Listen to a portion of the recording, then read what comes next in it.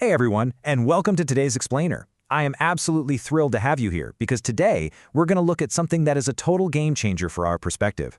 For those of you who've been looking for a really fresh, grounded take on eschatology, the events of the last days, this is exactly for you. We're moving way past the standard Sunday school answers to unpack the actual scriptural blueprint for navigating civilizational decay. We're pulling this straight from the source material, Out of Babylon, the Prophetic Blueprint for Zion.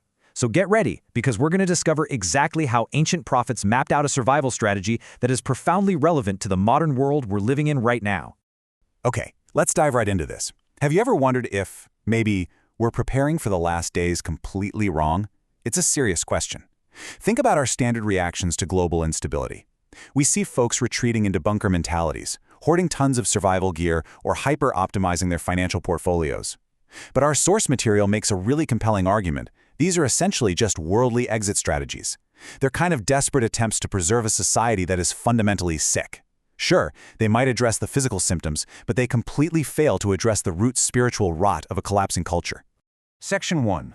The Illusion of Babylon. Much like the elite of Zarahemla right before their fall, our modern, hyper-technological global commonwealth is actively fracturing, bringing on this really unsettling, creeping vertigo. To understand this, consider the concept of Sennacherib's sieve. This is actually an ancient Egyptian concept, but man, it perfectly describes how modern society traps us. It's basically a cultural state of permanent survival-driven panic.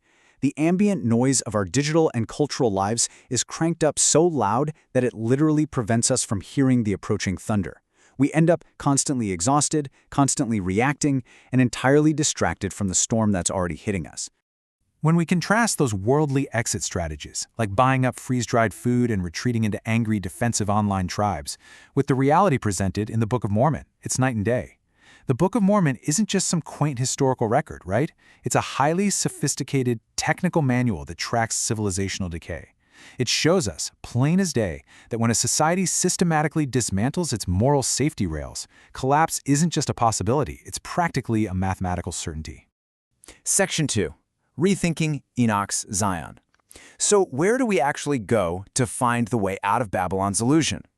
Let's look at the ancient texts.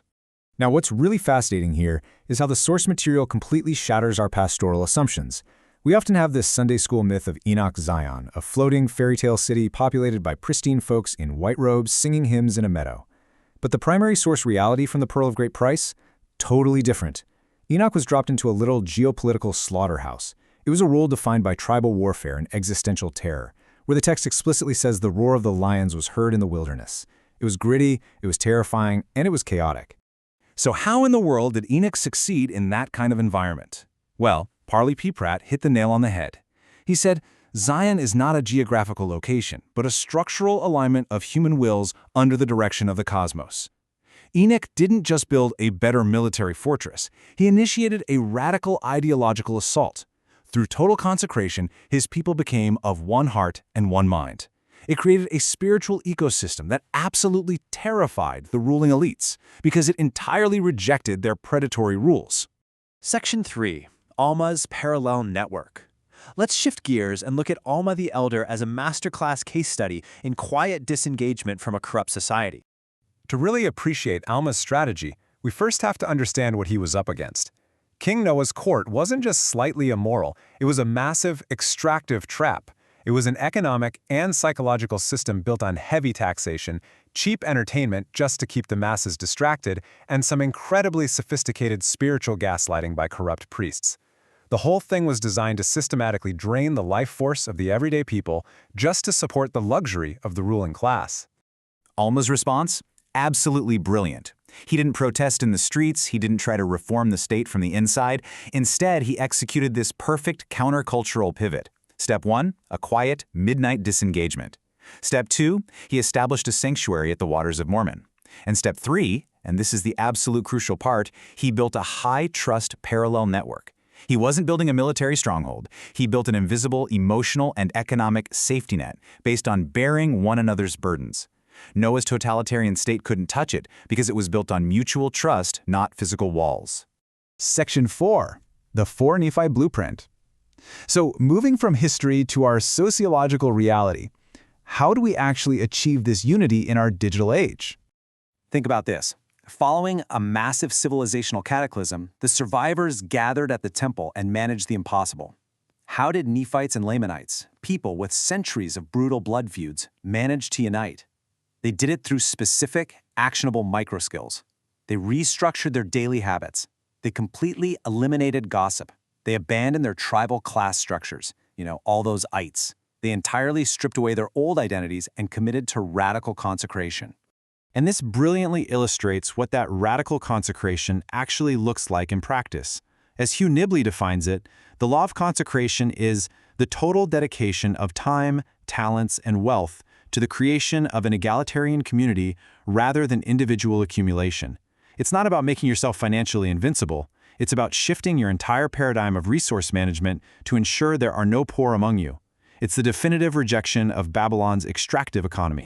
200. I absolutely love seeing this number. 200 years. This is the historical proof we've been looking for. By abandoning their ites and truly living consecration, the 4 Nephi society maintained a continental civilization operating at its absolute highest potential for 2 solid centuries. And they did it without police states, without extractive finances, and without the ambient anxiety we're all drowning in today. It proves that Zion is not some utopian pipe dream. It is an achievable, repeatable reality. Section 5, Building Zion Today. Let's bring all these historical blueprints into our immediate present, because we are standing at the exact point where the old world is fraying. So the crucial point here is summarized so beautifully by Elder Neil A. Maxwell. We've got to trade our eschatological dread for absolute spiritual clarity. True discipleship requires a cognitive pivot. Instead of looking at civilizational shaking with terror, we have to view it with the quiet anticipation of the builder. We are called to be architects of the soul and of our communities, not just passive victims of a collapsing culture. I want to leave you with this provocative final thought today directly from the essence of our source material. Will you cling to a sinking ship, or will you start building Zion? The work in front of us is immense, for sure, but it is the only work that actually matters right now. It's time to stop playing by Babylon's extracting rules. It's time to gather, to knit our hearts together in our local neighborhoods, and to engage in the exhilarating work of building a high-trust parallel network. Let the old world bury its dead. We have a new world to build. Thanks so much for joining me on this explainer, and I'll catch you next time.